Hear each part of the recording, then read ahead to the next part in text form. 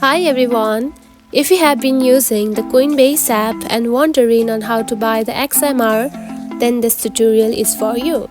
In today's video, I'm going to show you how to buy the XMR on the Coinbase app.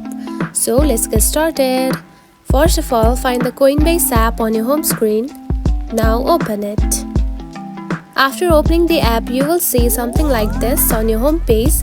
Now tap onto the search bar and type XMR and search for it. Now here is the thing. If the XMR is available, you can simply find it after just searching for it. And if it is not available, you will see something like this on your home page. And you can only buy the XMR if it is available on the Coinbase app.